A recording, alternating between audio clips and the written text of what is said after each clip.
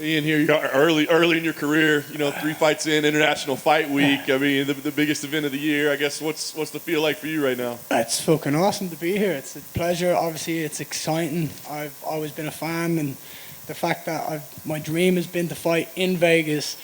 You give me the biggest fight you possibly could in Vegas, in International Fight Week, and with a card that's as stacked as it is. I mean, from top to bottom, it's just highly entertaining. So I'm looking forward to it being a fight card that people are going to remember, and being part of that myself and going in there and putting on a performance that everyone remembers. It's going to be awesome. What'd you take out of your last fight, man? Obviously a victory, but there was some criticism. But I wonder sometimes if it's like, if you don't knock somebody out in 2 minutes, like you failed or something. Like, what do you make of that? So what happened at the end of the fight? My hand got raised. That's the main thing. That is it.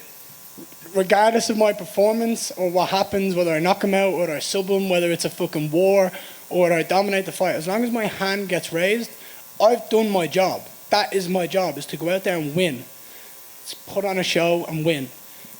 And I won. I won very convincingly. There wasn't any damage that I took. It was dominant. He parked the bus a little bit. He didn't kind of give me any...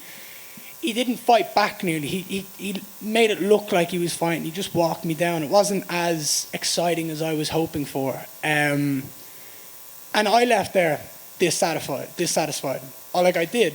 But at the end of the day, I did my job well. I won the fight. And then I can go, okay, what do I do now if that happens again? How do I overcome that? If someone's going to park the bus, how do I do that? I need to be more aggressive.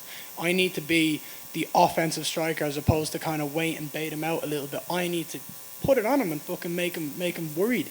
And it's part of the process. I mean, you can win when you win and learn. Like, there is no other way. I've only won in my career, and I've learned so fucking much.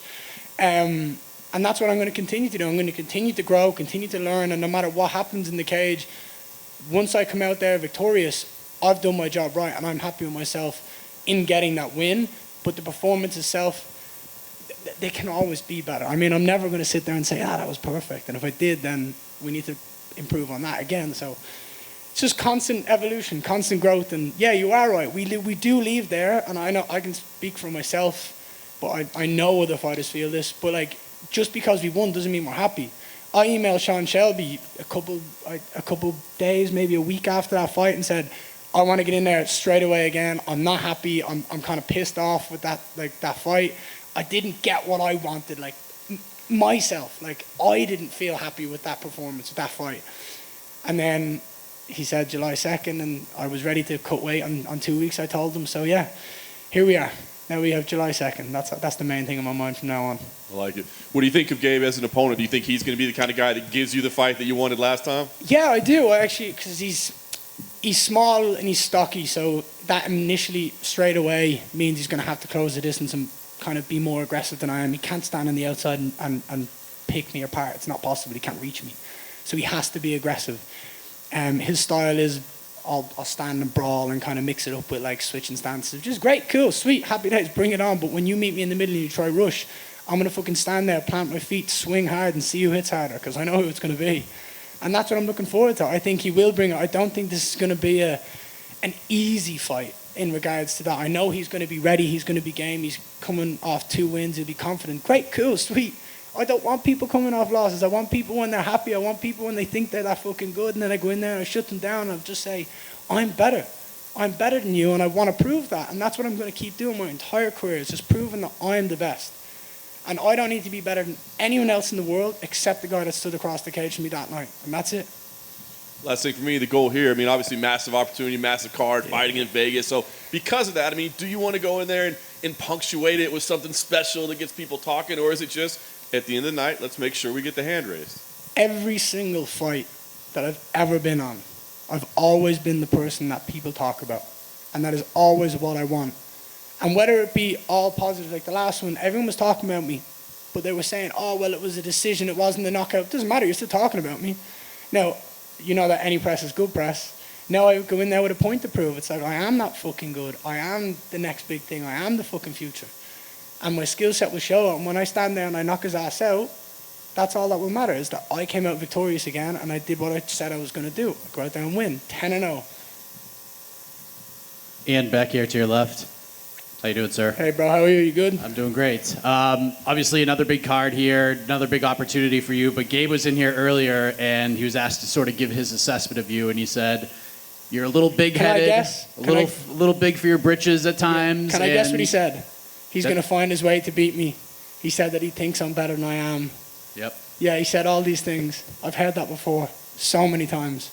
Everybody says it. It's all they have to cling on to. People say, "Oh, I think I'm going to be the guy to take his O. He thinks he's better. I think he thinks he's better than he is." It's like, no, that's not the case. It's like, I want him to feel like that. I want him, because that means he's coming here with confidence and he thinks he can beat me. I want the best Gabe Green that we've seen, so that when he leaves that cage and he's lost and I'm standing there above him, there's no excuses. But it's like, I've heard it so many times, mate, and I'll always hear it in my career, because it's going to continue to be Ian Garry wins. He's 10-0, 11-0, 12-0. It's the same stuff. Yeah, the one thing that really stood out is that he thinks you just have a really big head about yourself. But in fighting, is that such a bad thing to have sort of a big head and have that confidence? A big head in what way? Because I have a confidence about my skill set. And when you ask me about confidence, I've had 9 fights and I've won 9 times. There's a reason I'm on 3 numbered cards in a row. There's a reason that the UFC are pushing me. It's because they know how good I am. They can see it. They see when I stand up here and I talk. I have confidence. It's in me. Like, it's not my fault that people don't have as much confidence as I do and they think it's cockiness or arrogance. I have an unapologetic self-belief, and I just want to show the world my skill set, and that's it. And fine, so what if he thinks I have a big head? It's like, he's got a fucking massive head, and it's going to make have you seen the size of it? It's like a basketball. So I just got to put my fucking fist through his face and see who wins then. But look, I have no disrespect to him. He can think that. Like, I like that he says that. Let's see what happens. Saturday night is the only thing that matters to me. And the last thing for me, that fight in Jacksonville, going the distance, I know you weren't overly thrilled with the performance overall. You want to get right back in there. But in some respects, is that the best thing that could have happened to you, was having a fight like that? No, the best thing that would have happened is I'd spark him and then go out and have a good time and get some pizza. But it's definitely experience. And you can never take away from gaining experience, no matter what it is. And considering I went 15 minutes, was fresh as a daisy after the 15 minutes, and I didn't really get touched. It's always nice to kind of build that confidence and have that time in the cage, because it's priceless, really. So yeah, you can only take that. Ian, over here on the, I guess you're right. Just curious, your camp at Sanford, who did you mainly get to work with this time around going into the fight? Because, I mean, your team's had a lot of momentum as of late. Yeah, so there's obviously, look, you look at the guys in Sanford, it's absolutely ridiculous. Someone I did spend a lot of time with was Michael Johnson. My nutritionist pointed out that he's the exact same height and reach as Gabe. And MJ has got some of the fastest hands that we've seen. Like, when that guy puts a combination together, it's blisteringly quick. And he's a dog. He's ruthless. He's not afraid to come forward. He said to me recently, he said, "If you hit me, I know you're open somewhere." He's like, "So I'll take one to give 4 back." And I like that a lot. So I put a lot of work in with him. And Jason Jackson, he's an awesome fighter. I think he's one of the best welterweights in the world. I keep telling him to have the attitude of, you are literally the best welterweight in the world. Like, I say to him, I walk up to him, I go, "Who's the best welterweight in the world?" And he's like, "You are." I'm like, "Fucking tell me you are." I'm like, "'Cause you are." I was like, "I want to be like you. I want," like, me and my wife sit there and say, like, he is the best. Like, he is a version of me in the future. Like, he's just so smart and calculating. He's awesome. So I'm just working with guys like that, and I enjoy every second of it. And Jason's a pretty positive guy too in the gym. I don't think you ever see him break a smile. Just how important is that to have a guy like that in the gym when maybe you're not having a great day and he'll put you in a good mood? Yeah, both of them are they're funny. Like, watching those two spar is more entertaining than any fight you'll ever see, because they talk so much shit. They're such good friends, and they help each other, but it's a different feeling, it's a different bond. So yeah, it's so valuable having teammates like that come in there and can always like pick you up and just bring good energy. And that's what it is. It's bring knowledge and good energy, and everyone wants to grow together. So we all have the same goals at the end of the day. We all want to be victorious and have a legacy, and whether it's money, whether it's fame, whether it's just success, legacy, we all just want to get into the cage and fight and win. That's it. And last one for me, what did you make of Shavkat Rakhmonov's win last week against Neil Magny? Just a really dominant performance. Shavkat's a savage.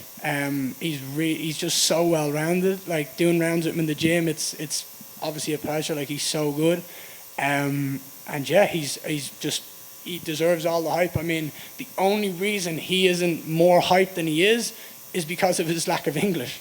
That's it. If he could sit up here and talk like me, he'd be one of the top in the world, because he'd be able to hype himself up, but he doesn't. And I like the fact that he sits there and he just goes, I'm going to let my performances do it. He's like, when you take media and like all this media obligations out of it, and you take it back to kind of like the purity of the sport or the purity of fighting, it's like, let your fighting talk. And he's going, oh, I can't speak great English, so I'm just going to literally let my performances do it. And that's brilliant. The fact that he's garnered so much respect in the game because of that, it's so impressive, and I can't wait to see what's next for him. Hey, Ian, right back here. Hey, how are you? Good? I'm doing pretty good. Can you see me? Yes, I can see you.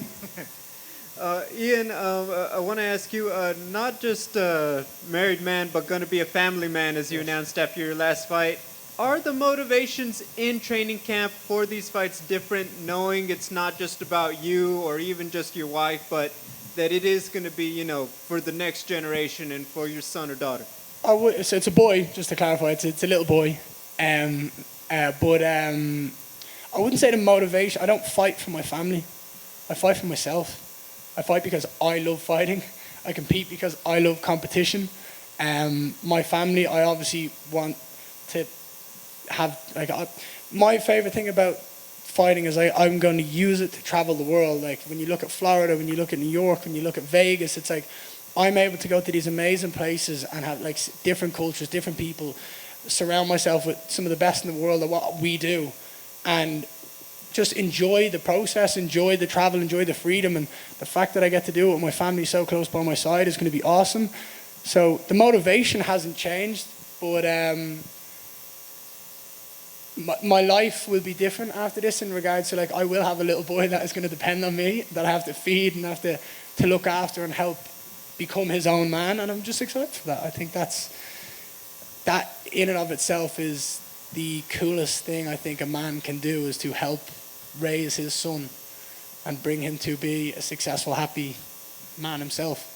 And I just want to be the best dad I can as well. So everything I do in life, I want to be the best at. I don't want to be average at anything. I don't want to not succeed in the best way I possibly can. And maybe that's why I come across as fucking too confident or anything. It's like, because I want to be the best at everything I do. I want to be the best dad. I want to have the happiest family. And I think that's a good way a good attitude to have in life. I mean, we only have one ride on this trip. We might as well make it happen. To follow up on something that you just said, you know, obviously with the UFC, especially in recent months now, traveling around the world and getting back out. But what would it mean to you personally to go back to Ireland under the UFC banner? So that's something I've been saying all week. People have been saying, what happens when you go 3-0 in the UFC? What happens when you remain 10-0 undefeated? What happens then? What's next? Obviously, I have a baby on the way, and that deserves every bit of attention and respect from my wife and from my baby, so I can make sure everything is good with them. But I don't see why we couldn't have a UFC Dublin. I don't see why we couldn't kind of light that fire behind the Irish MMA again. There's only me and Conor in the UFC from Ireland that are active, and the return of him, whether it be late this year, early next year, I think it'd be nice to kind of just light that fire again and get everyone excited. So that's what I'd like. That'd be my dream now, as the UFC Dublin. My final question, just what kind of stuff did you pick up from working with Boss Rudin and Wonderboy with the Karate Combat guys? Oh, dude, Bass and Wonderboy are unbelievable. Obviously, I'm a striker. I love striking. I love everything about it. It's like a chess game, and to be able to sit there and speak to one of the best strikers that have ever been in the UFC, and Stephen Wonderboy Thompson, is phenomenal. To just even get a relationship with him, that we can now sit there and talk and like potentially meet up and train together. I invited him to my house this week to see if he wanted to come over and train. He's a great energy.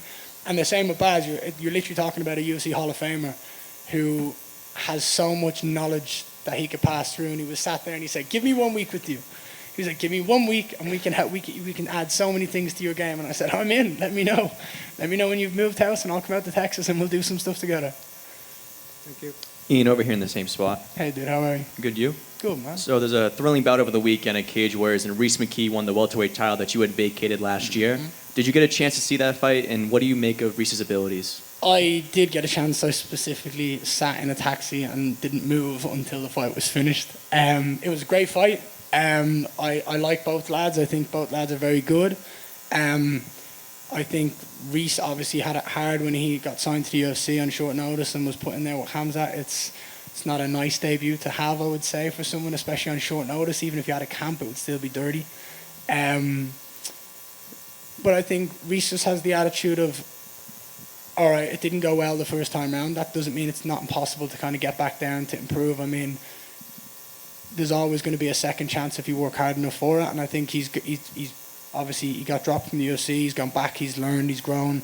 And now he's got the Cage Warriors title. And I wish him nothing but success. You know, if we can add another Irishman to the UFC roster, that'd be fucking insane. And again, another reason for UFC Dublin, get more guys on the card. So yeah, it was a great fight, and it was a great performance and a great finish for him. So I'm happy for him. Thanks, Ian. Appreciate it, man. We good?